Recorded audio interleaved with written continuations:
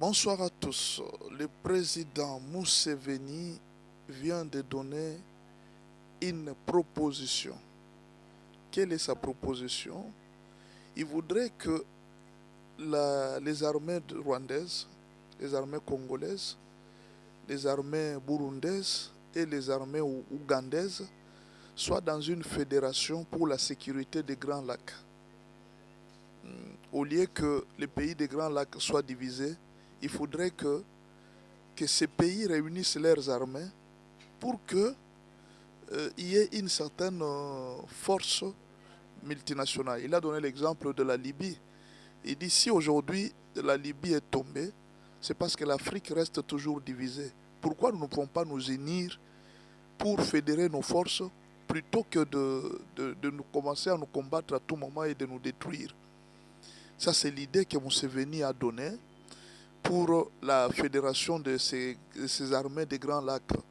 Bon, je ne sais pas comment est-ce qu'il a proposé qu'on appelle ça, mais c'est sa proposition. Il voudrait que le Rwanda, la RDC, le Burundi puissent fédérer une certaine force afin de créer une armée très forte dans les pays des Grands Lacs. En fait, l'idée n'est pas mauvaise. L'idée n'est pas très très mauvaise, c'est une très bonne idée. Mais le grand problème avec les dirigeants africains, c'est qu'ils ne réfléchissent pas en fonction des peuples et des intérêts de leur peuple. Les dirigeants africains réfléchissent toujours par rapport à leurs propres intérêts. Ça fait plusieurs années que la RDC est instable. Et Museveni est l'un des présidents qui déstabilise la RDC. Il n'a jamais donné une proposition de paix par rapport à la RDC. La meilleure proposition qu'il avait donnée à Félix Tshisekedi, c'est de négocier avec le M23 et de leur donner ce qu'ils veulent. C'est-à-dire d'accepter les brassages, d'accepter les mixages, tout ce que le M23 avait demandé. C'est ça la proposition que Museveni avait donnée à Félix Tshisekedi. Mais dire au Rwanda, par exemple, de retirer ses soldats, Museveni ne l'a jamais dit. Lui-même, Museveni est en RDC, il continue à semer des troubles. Mais aujourd'hui, subitement, il sort comme il veut être un panafricaniste, parce qu'il se compare un peu au président libyen qui prônait l'unité de l'Afrique. Mais pourquoi toutes ces années, pendant qu'il était au pouvoir, il n'y avait jamais pensé? Eux, ils ne pensaient qu'à leurs intérêts, à piller la RDC, à se faire de l'argent avec de l'or de la RDC, à piller le pétrole de la RDC. Mais aujourd'hui, il arrive vers la fin de son mandat, c'est alors qu'il pense, il dit non, nous devons quand même être panafricanistes. Nous devons être panafricanistes. L'idée n'est pas mauvaise, c'est une très bonne idée. Si le président était sincère, si tous les présidents étaient sincères. Maintenant, comment tu peux présenter une telle idée? Mais alors qu'une situation très sérieuse, bon, pour lui, il pense que la meilleure façon de nous réconcilier, c'est de prendre les armées et de les mettre ensemble. C'est-à-dire, l'armée rwandaise, l'armée congolaise peut opérer au Rwanda, l'armée rwandaise peut opérer en RDC. Alors, au fait, c'est la même chose au fait, que Kagame est en train de demander. Qu'il n'y ait pas de pays commun. C'est là qu'on va. C'est la même chose aussi qu'il y avait dans le plan de l'Empire Ima Tutsi. Qu'il n'y ait pas un pays commun. C'est-à-dire que nous ayons tous une même armée. Pourquoi Museveni ne pense même pas d'abord à l'économie? Actuellement, il a un problème très sérieux avec le Kenya. Parce que le Kenya, l'Ouganda est un pays enclavé. Le Kenya taxe beaucoup l'Ouganda pour les biens qui arrivent jusqu'au niveau de son port. Le Kenya taxe beaucoup. Pourquoi Museveni n'a pas pensé à une fédération économique pour dire que non, nous devons fédérer, construire d'abord des routes entre les pays pour relier nos pays? Il pense d'abord à l'armée. Non, nous devons fédérer nos armées. Ces armées qui sont en train de tuer. Aujourd'hui, quel est ce Congolais qui peut accepter aujourd'hui de travailler en collaboration avec le Rwanda en termes d'armée, alors que hier, ces mêmes soldats rwandais ont tué sérieusement. Ces mêmes soldats ougandais sont en train de tuer, même jusqu'au moment où je parle, ils sont en train de tuer en RDC. Et demain, qu'on accepte une telle proposition. La question que je me pose, Museveni a-t-il réfléchi? Ou bien alors, il ne voit pas les choses comme nous voyons? Ou bien ils ont leur façon à eux de voir la situation qui se passe en RDC? Ou alors ils minimisent tout ce qui se passe en RDC? Pourquoi les dirigeants africains ne peuvent pas proposer quelque chose qui est plus grand, quelque chose qui est plus bénéfique à la population? C'est seulement des choses qu'ils proposent pour La souffrance des peuples. Ils ont des visées, peut-être des visées de l'Empire Imatutsi. Comme ça, nous allons dominer l'Afrique centrale dès que nous aurons le commandement. Imaginez un peu. Bon, je donne un exemple.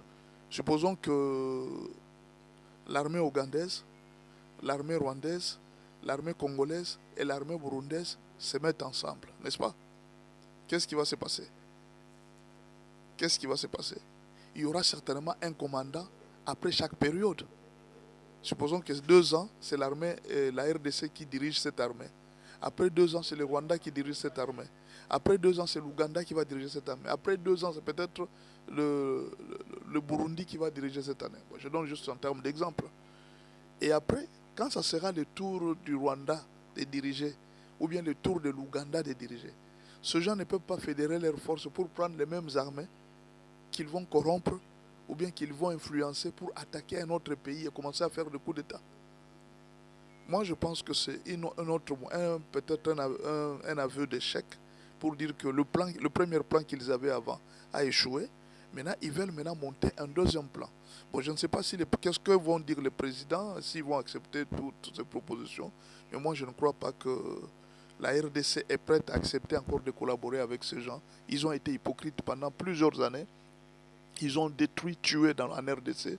Ça sera facile. Moi, je souhaite que chaque pays reste comme ça. Chaque pays reste avec son armée et que chaque pays s'occupe de ses oignons, comme disait Martin Fayoulou. Ça ne sert à rien aujourd'hui de commencer à collaborer avec des gens qui... En fait, c'est sa proposition.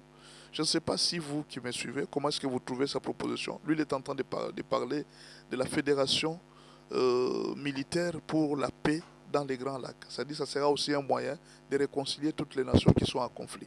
En fait, l'idée n'est pas mauvaise, mais on n'a pas de gens sincères en face de nous. Nous ne croyons pas à la sincérité du Rwanda. Le Rwanda qui aujourd'hui, il vous signale, il est en train de parler dans les réseaux, dans les médias internationaux que non, moi je ne suis pas en RDC. Mais en même temps, de la nuit, il est en train d'attaquer et de tuer en RDC. Comment est-ce qu'on peut faire confiance à une telle armée? D'abord pour on fasse ce que Museveni devait proposer. C'est le climat de confiance. Quel est le climat de confiance que eux, les dirigeants, ont laissé en Afrique, dans les pays des Grands Lacs? Aujourd'hui, la Rwandaise, la présidente tanzanienne, est-ce qu'elle a encore confiance en Museveni? Est-ce qu'elle a encore confiance au Rwanda pour fédérer avec eux une même armée? Aujourd'hui, le président Neva du Burundi, est-ce qu'il a confiance en l'armée rwandaise? Est-ce qu'il a confiance en Museveni pour qu'il puisse fédérer avec eux? Vous voyez un peu que c'est très compliqué ce que Museveni a proposé. Mais alors, quel est l'objectif de Museveni en proposant ça? Moi, je pense qu'il s'agit là d'un échec du premier plan Imatutsi. Et maintenant, là, il veut monter un deuxième plan pour montrer qu'ils sont des gens qui aiment la paix. Et pourtant, en réalité, nous sommes là en conflit. Combien de pays nous ont assistés?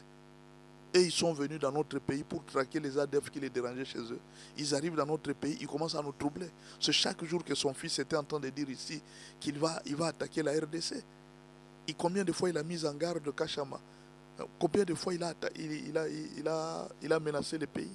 Et c'est avec une telle armée que nous, on va faire une fédération militaire.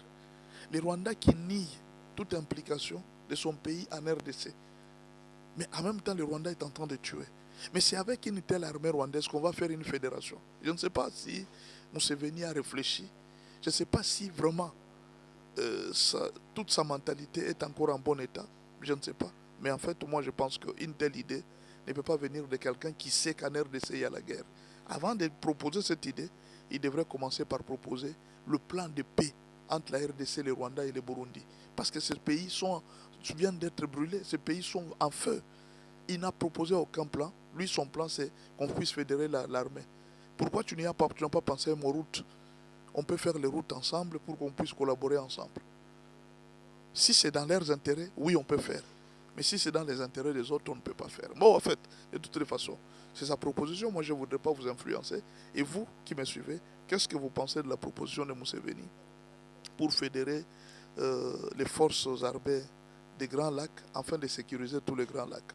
Il a donné l'exemple de Kadhafi pour dire que Kadhafi était tombé parce que l'Afrique était divisée. On a laissé Kadhafi tomber. Nous devons nous unir. Bon, une très bonne idée. Mais quelles sont les intentions qui sont derrière? Les dirigeants doivent créer d'abord un climat de confiance.